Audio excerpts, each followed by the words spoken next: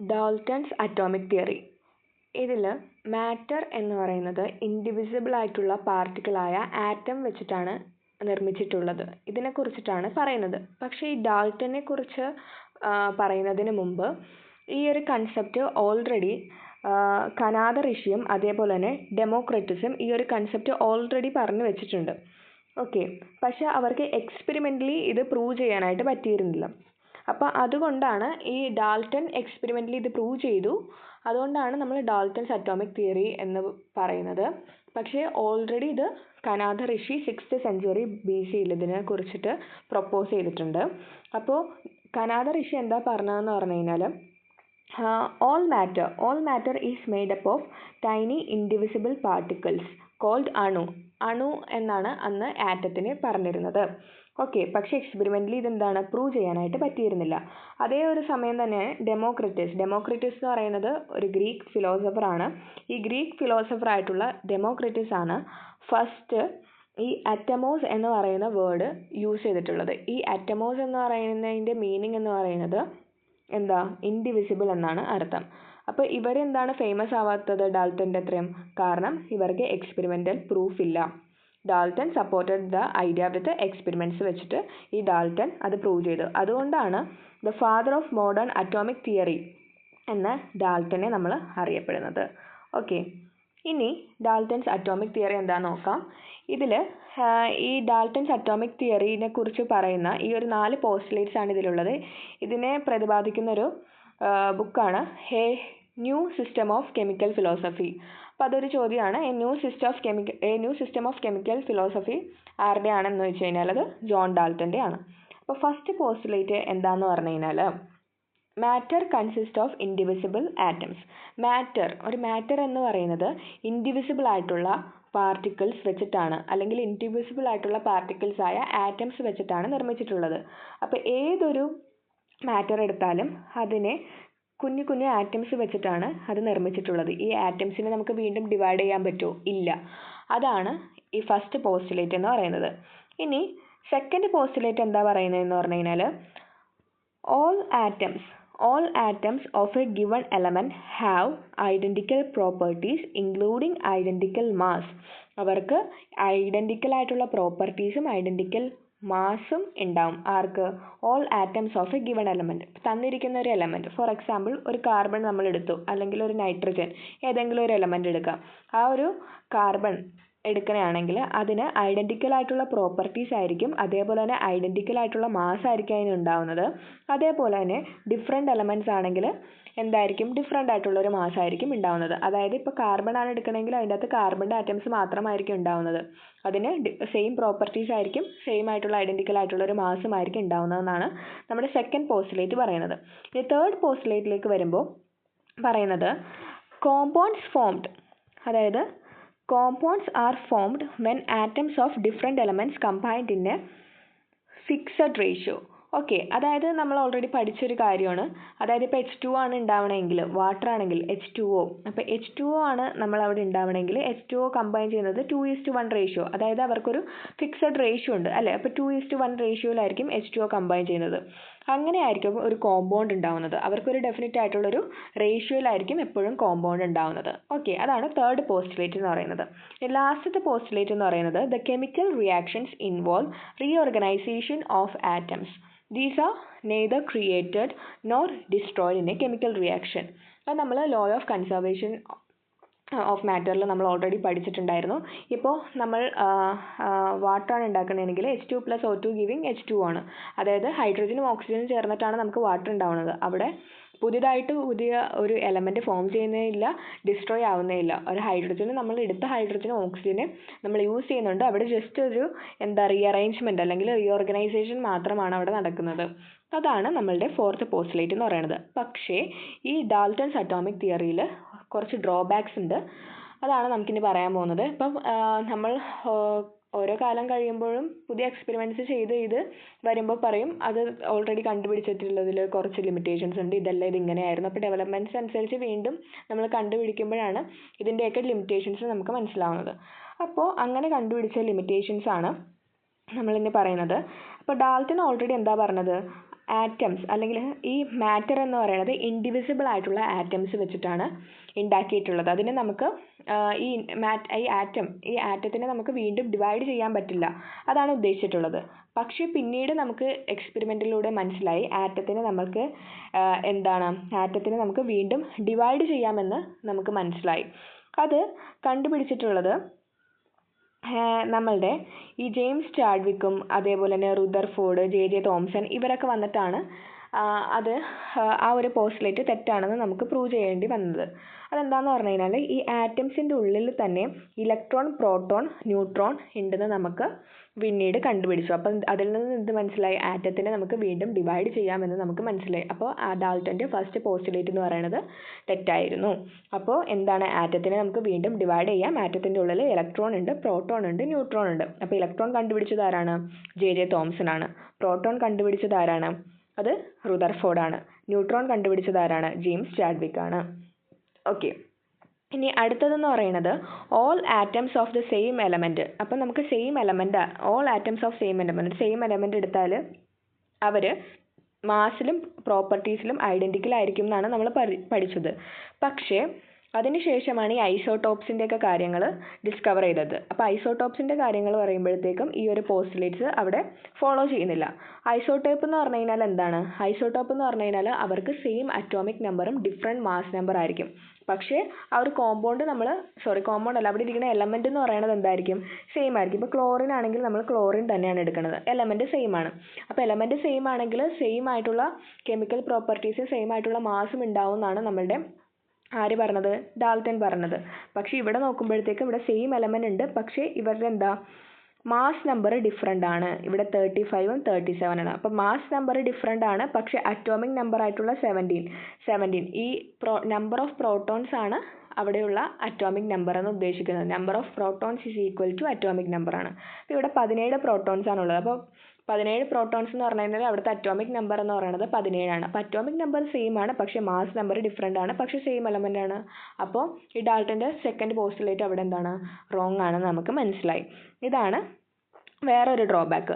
ഇനി next limitation എന്ന് പറയുന്നത് atoms can neither be created nor destroyed. അതിനെ ജസ്റ്റ് റീഅറേഞ്ച് ചെയ്തിട്ട് വേറൊരു എലമെൻറ്റ് ഉണ്ടാക്കാൻ പറ്റും, വേറൊരു കോമ്പൗണ്ട് ഉണ്ടാക്കാൻ പറ്റും എന്നാണ് നമ്മളുടെ ഡാൾട്ടൻസ് പറഞ്ഞത്.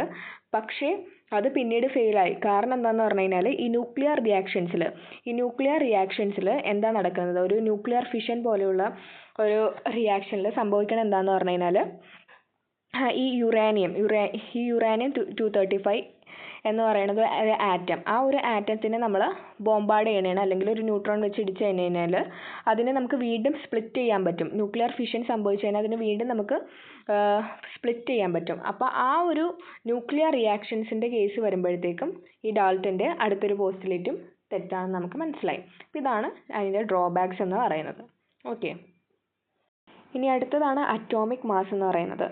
അപ്പോൾ പണ്ട് കാലത്തൊക്കെ നമ്മൾ ബാക്കിയുള്ള എലമെൻസിൻ്റെയൊക്കെ ഈ ഒരു മാസ് കണ്ടുപിടിച്ചിരുന്നത് ഈ ഹൈഡ്രജനെ റെഫറൻസ് ആക്കി വെച്ചിട്ടാണ്. അപ്പോൾ ഹൈഡ്രജനെ റെഫറൻസ് ആക്കി വെച്ചിട്ടാണ് നമ്മൾ ബാക്കിയുള്ള അതർ എലമെൻസിൻ്റെയൊക്കെ മാസ് നമ്മൾ ഫൈൻഡ് ചെയ്തുകൊണ്ടിരുന്നത്. അപ്പോൾ ഈ ഹൈഡ്രജനെ നമ്മൾ റെഫറൻസ് ആക്കി വെക്കാൻ കാരണം ഹൈഡ്രജൻ്റെ മാസ് എന്ന് പറയുന്നത് 1 ആയിരുന്നു. അത് വെച്ചിട്ടാണ് നമ്മൾ ഹൈഡ്രജനെ റെഫറൻസ് ആക്കി വെച്ചത്. പക്ഷേ ഇപ്പോൾ നമ്മൾ റെഫറൻസ് ആക്കി വെക്കുന്നത് കാർബൺ 12നെയാണ്. അപ്പോൾ കാർബൺ 12നെ റെഫറൻസ് ആക്കി വെച്ചിട്ടാണ് ബാക്കിയുള്ള അതർ എലമെൻസിൻ്റെ മാസ് നമ്മൾ അസൈൻ ചെയ്യുന്നത്. അപ്പോൾ ഇങ്ങനെ പറഞ്ഞാൽ നിങ്ങൾക്കൊന്നും മനസ്സിലാവില്ല. അപ്പോൾ ജസ്റ്റ് ഈ ഒരു ഫിഗർ നോക്കുക. ഇതിൻ്റെ അകത്ത് ഞാനിപ്പോൾ ഒരു 12 kg 12 കിലോഗ്രാമുള്ള ഒരു വെയിറ്റുള്ള ഒരു ബാറാണ് ഞാനിവിടെ എടുത്തിരിക്കുന്നത്. അപ്പോൾ ഇതിൻ്റെ അകത്ത് ഇതിനെ ഞാൻ സ്പ്ലിറ്റ് ചെയ്യണം. ഇതിനെ ഞാൻ 12 ബാറുകളാക്കി ഞാനിത് സ്പ്ലിറ്റ് ചെയ്യണേണ്. അപ്പോൾ അങ്ങനെ വരുമ്പോഴത്തേക്കും ഈ ഓരോന്നിനും എത്ര kg വെച്ചിട്ടായിരിക്കും? ഈ ഓരോന്നിനും ഇതിന് 1 kg വെച്ചിട്ടായിരിക്കും. അങ്ങനെ എത്ര ഉണ്ട്? 12 കിലോ ഉള്ളതാണ് ഞാനങ്ങനെ സ്പ്ലിറ്റ് ചെയ്തിട്ടുള്ളത്. അപ്പോൾ എനിക്ക് 1 കിലോ ഉള്ള വെജിറ്റബിൾസിനെ എനിക്ക് ബാലൻസ് ചെയ്യണം. അപ്പോൾ 1 കിലോ ഉള്ള വെജിറ്റബിൾസിനെ നമുക്ക് ബാലൻസ് ചെയ്യണമെങ്കിൽ നമ്മൾ എന്ത് ചെയ്യണം? ഈ ഒരു വെയിങ് ബാർ എടുത്തിട്ട് ഈ ബാലൻസിലേക്ക് വെക്കുക. അങ്ങനെ ഇത് രണ്ടും ബാലൻസ് ആയി വരുമ്പോൾ എന്തോരം വെജിറ്റബിൾസ് ഇടുമ്പോഴാണ് ബാലൻസ് ആവുന്നത്? അപ്പോൾ അത് എന്താണ്? ഇപ്പോൾ വെജിറ്റബിൾസ് 1 kilogram ആണെന്ന് നമുക്ക് മനസ്സിലായി. അപ്പോൾ നമ്മളിവിടെ സ്റ്റാൻഡേർഡ് യൂണിറ്റ് ആയിട്ട് എടുത്തത് ഏതാണ്? ഈ ഒരു വെയിങ് ബാറിനെയാണ് നമ്മൾ സ്റ്റാൻഡേർഡ് യൂണിറ്റ് ആയിട്ട് നമ്മളിവിടെ എടുത്തത്. അപ്പോൾ ഈ വെജിറ്റബിൾസ് എന്ന് പറയുന്നത് എന്താണ്? ഇതാണ് ഇവിടുത്തെ റിലേറ്റീവ് മാസ് എന്ന് ഉദ്ദേശിക്കുന്നത്. അതായത് ഒരു സ്റ്റാൻഡേർഡ് ബാറിനെ വെച്ചിട്ട് അതിൻ്റെ റിലേറ്റീവ് ആയിട്ടുള്ള മാസ് നമുക്കിവിടെ ഈ വെജിറ്റബിൾസിന് കിട്ടി. അതേപോലെയാണ് നമ്മൾ എന്ത് കൺസിഡർ ചെയ്യുന്നത്? ഈ കാർബണെ നമ്മൾ കൺസിഡർ ചെയ്യണത്. അപ്പോൾ പണ്ട് കാലത്ത് ഞാൻ ഓൾറെഡി പറഞ്ഞു, പണ്ട് കാലത്ത് നമ്മൾ ഇങ്ങനെ റെഫറൻസ് ആയിട്ട് നമ്മൾ ഉപയോഗിച്ചിരുന്നത് എന്താണ്? ഹൈഡ്രജനെയാണ് ഉപയോഗിച്ചിരുന്നത്. അതായത് ഇവിടെ നമ്മൾ സ്റ്റാൻഡേർഡ് ആയിട്ട് ഹൈഡ്രജനെ വെക്കും, എന്നിട്ട് അതിനെ വെച്ചിട്ടാണ് ബാക്കിയുള്ള എലമെൻസിന് വെയിറ്റ് നമ്മൾ നോക്കുന്നത്. പക്ഷേ ഇപ്പോൾ നമ്മൾ ഉപയോഗിക്കുന്നത് എന്താണെന്ന് പറഞ്ഞു കഴിഞ്ഞാൽ, ഇപ്പോൾ നമ്മൾ കാർബണെയാണ് നമ്മൾ ഉപയോഗിക്കുന്നത്. കാർബൺ 12 എന്ന് പറയുന്ന ഒരു ഐസോട്ടോപ്പാണ്. അപ്പോൾ കാർബൺ 12 എന്ന് പറയുന്ന ഒരു ഐസോട്ടോപ്പാണ് നമ്മൾ ഇവിടെ ഉപയോഗിക്കുന്നത്. അപ്പോൾ ഇതിനെ ഞാൻ എന്ത് ചെയ്തു? ഇതിനെ 12 ഈക്വൽ പാർട്സ് ആയിട്ട് ഡിവൈഡ് ചെയ്തു. അപ്പോൾ ഓരോന്നിനെ ഞാൻ 1 AMU എന്ന് പറയുന്നുണ്ട്. ഇത് 1 AMU, ഇത് 1 AMU, ഇത് 1 AMU, അങ്ങനെ 12 ഈക്വൽ പാർട്സ് ആയിട്ട് ഞാൻ ഡിവൈഡ് ചെയ്തു. AMU എന്ന് പറഞ്ഞു കഴിഞ്ഞാൽ എന്താണ്? അറ്റോമിക് മാസ് യൂണിറ്റ് ആണ് AMU എന്ന് പറയുന്നത്. അപ്പോൾ ഈ 1 AMU, അപ്പോൾ ഇതിൽ നിന്ന് നമുക്ക് എന്ത് മനസ്സിലായി? ഇത് എത്ര AMU ഉണ്ട്? 12 AMU ഉണ്ട്. 12 AMUകൾ ചേരുന്നതാണ് ഒരു കാർബൺ ആറ്റം. അപ്പോൾ 12 AMUകൾ ചേരുന്നതാണ് ഒരു കാർബൺ ആറ്റം. കാർബൺ ആറ്റത്തിൻ്റെ ഐസോട്ടോപ്പാണ് നമ്മളിവിടെ എടുത്തിട്ടുള്ളത്. അപ്പോൾ ഇതിനെ റിലേറ്റ് ചെയ്തിട്ടാണ് നമ്മൾ ബാക്കിയുള്ള എലമെൻസിൻ്റെ വെയിറ്റ് നോക്കുന്നത്. അപ്പോൾ ഇവിടെ ഞാൻ 12 AMUകളാണ് വെച്ചതെങ്കിൽ ഇവിടെ കറക്റ്റായിട്ട് ബാലൻസ് ആവണ എന്ത് മാത്രമാണ് ബാലൻസ് ആവുള്ളൂ? കാർബൺ. ഒരു കാർബണിലാണ് 12 AMU ഉള്ളത്. അതുകൊണ്ട് ഒരു കാർബൺ ഇവിടെ വെച്ച് കഴിഞ്ഞാൽ ഇവിടെ 12 AMU വെച്ച് കഴിഞ്ഞാൽ അത് രണ്ടും ബാലൻസ് ആവും. പക്ഷേ ഇവിടെ ഞാൻ വെച്ചിട്ടുള്ളത് ഏതാണ്? ഓക്സിജൻ ആണ്. അപ്പോൾ ഓക്സിജൻ്റെ അറ്റോമിക് മാസ് നമുക്ക് എത്രയാണെന്ന് അറിയാം? 16 ആണെന്ന് അറിയാം. ആ 16 കിട്ടിയത് എങ്ങനെയാണെന്ന് പറഞ്ഞു കഴിഞ്ഞാൽ, ഈ കാർബൺ 12 കാർബണും പിന്നെ അതോടൊപ്പം നമ്മൾ എന്ത് ചെയ്യുന്നുണ്ട്? ഇവിടെ നമുക്ക് എന്താ വേണ്ടത്? ഓക്സിജനെ നമ്മൾ ബാലൻസ് ചെയ്യുന്നതാണ്. അപ്പോൾ ഇവിടെ 12 കാർബൺ വെച്ച് കഴിഞ്ഞ് കഴിഞ്ഞാൽ ഇവിടെ ഓക്സിജൻ ഇവിടെ ബാലൻസ് ആകില്ല. ഓക്കെ, അപ്പോൾ ബാലൻസ് ആകാണ്ടായിരിക്കും ഇവിടെ ഇരിക്കുള്ളൂ. അപ്പോൾ ഞാൻ എന്ത് ചെയ്തു? കുറച്ച് കാർബണും കൂടി എക്സ്ട്രാ ഇട്ടു. അങ്ങനെ കുറച്ച് കാർബണും കൂടി എക്സ്ട്രാ ഇട്ട് നമ്മളിങ്ങനെ നോക്കി. അങ്ങനെ 16 കാർബൺ ഇട്ടപ്പോഴാണ് ഈ ഓക്സിജനായിട്ട് ബാലൻസ് ആയത്. അങ്ങനെയാണ് നമുക്ക് ഓക്സിജൻ്റെ മാസ് എന്ന് പറയുന്നത് നമുക്ക് എന്ത് കിട്ടുന്നത്? 16 ആണെന്ന് കിട്ടുന്നത്. അങ്ങനെയാണ് നമ്മൾ ഓരോന്നിൻ്റെ മാസ് നമ്മൾ കണ്ടുപിടിക്കുന്നത്. ഓക്കെ, അപ്പോൾ അതേപോലെയാണ് നമുക്കിപ്പോൾ മനസ്സിലായി. ഓക്സിജൻ്റെ അങ്ങനെ നമുക്ക് കറക്റ്റായിട്ട് ബാലൻസ് ആയത് 16ലാണ്. അപ്പോൾ 16 AMU ആണ് ഓക്സിജൻ്റെ വാല്യൂ. അതേപോലെ തന്നെ സോഡിയത്തിന് എത്രയാണ്? ഞാൻ 23 AMU ഇട്ടപ്പോഴാണ് സോഡിയം ബാലൻസ്ഡ് ആയത്. അതേപോലെ തന്നെ നൈട്രജന് 14 എണ്ണം ഇട്ടപ്പോഴാണ് ബാലൻസ്ഡ് ആയത്. അപ്പോൾ ഇതിൽ നിന്ന് നമുക്ക് എന്താ മനസ്സിലായത്? നമ്മളിവിടെ റിലേറ്റീവ്, അതായത് നമ്മളൊരു സ്റ്റാൻഡേർഡ് യൂണിറ്റ് ആയിട്ട് എടുക്കുന്നത് കാർബൺ 12 ഐസോട്ടോപ്പാണ്. അതിനെ വെച്ചിട്ടാണ് നമ്മൾ ബാക്കിയുള്ള എല്ലാത്തിനെയും മെഷർ ചെയ്യുന്നത്. അപ്പോൾ നമ്മൾ സ്റ്റാൻഡേർഡ് ആയിട്ട് എടുക്കുന്നത് എന്താണ്? കാർബൺ 12 ആണ്. കാർബൺ 12 എന്ന് പറഞ്ഞു കഴിഞ്ഞാൽ ഐസോട്ടോപ്പ് ഓഫ് കാർബൺ ആണ്, നമുക്ക് ഓൾറെഡി അറിയാം. ഇനി ഇത് എന്താണ് അറ്റോമിക് മാസ് യൂണിറ്റ് എന്ന് ചോദിക്കും. അപ്പോൾ ഈ ഒരു ഡെഫിനിഷൻ എഴുതണം. 1 atomic mass unit is defined as 1/12 of the mass of a 1 carbon 12 atom. അത് കുറച്ചും കൂടി ഡീപ്പായിട്ട് പറഞ്ഞു കഴിഞ്ഞാൽ, വ്യക്തമായിട്ട് പറഞ്ഞു കഴിഞ്ഞാൽ, നമ്മൾ ഓൾറെഡി ഞാനിവിടെ പറഞ്ഞു ഈ 12 കാർബൺ ആറ്റം ഈ 12 AMUകൾ ചേരുന്നതാണ് എന്തെന്ന് പറയണത്? ഒരു കാർബൺ ആറ്റം എന്ന് പറയണത് അല്ലേ? അപ്പോൾ 12 AMUകൾ കൂടി ചേരുന്നതാണ് ഒരു കാർബൺ ആറ്റം എന്ന് നമുക്ക് ഓൾറെഡി മനസ്സിലായി. അങ്ങനെയാണെങ്കിൽ ഒരു AMU എന്ന് പറയുന്നത് എന്തായിരിക്കും? ഒരു AMU എന്ന് പറഞ്ഞു കഴിഞ്ഞാൽ എന്തായിരിക്കും? 1/12 of mass of the 1 carbon atom. അപ്പോൾ എൻ്റെ ചോദ്യം എന്താണ്? ഈ ഒരു AMU എന്ന് പറഞ്ഞു കഴിഞ്ഞാൽ എന്താണ്? 12 എണ്ണത്തിൽ 1 അല്ലേ? ഈ 12 എണ്ണത്തിൽ 1 ഈ ഒരു AMU എന്ന് പറയുന്നത്.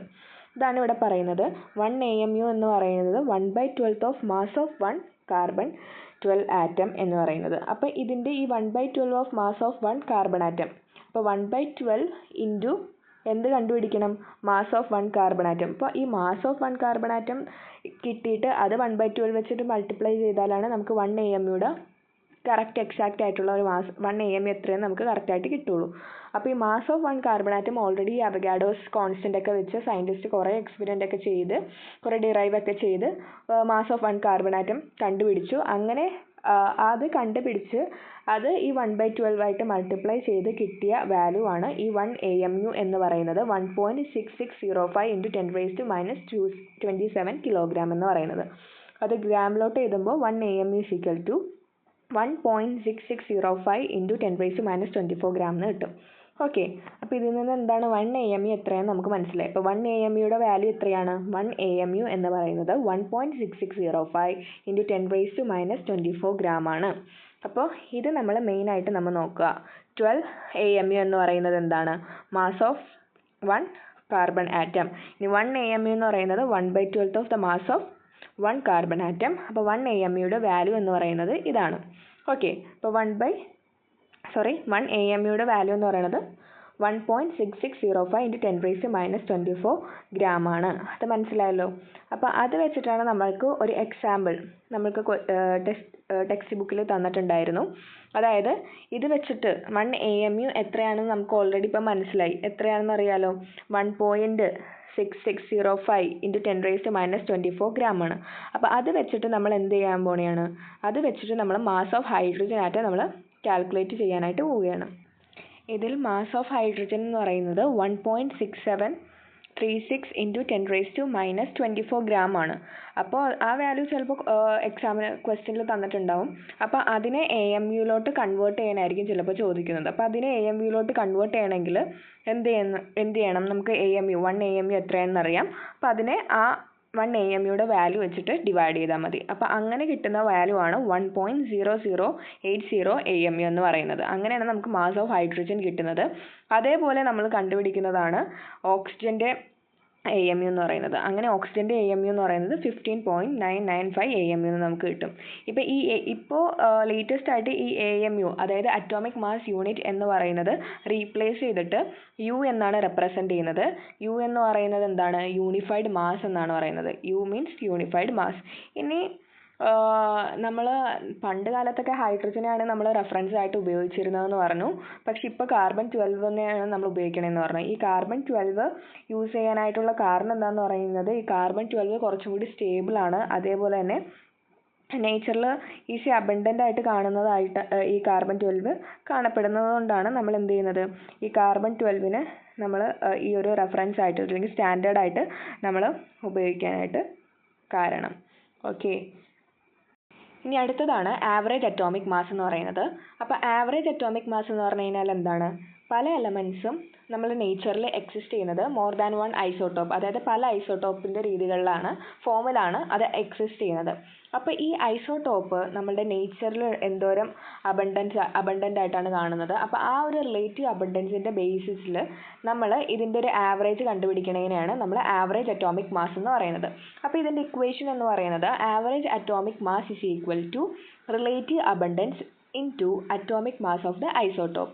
പക്ഷേ ഈ ഒരു ഇക്വേഷൻ സാറ്റിസ്ഫൈ ചെയ്യുന്നത് അതിൻ്റെ ഡെസിമൽ ഫോമിലായിരിക്കും എന്നാണ് ഉദ്ദേശിക്കുന്നത്. അതായത് ഈ ഒരു എക്സാമ്പിൾ നോക്കുമ്പോൾ മനസ്സിലാവും.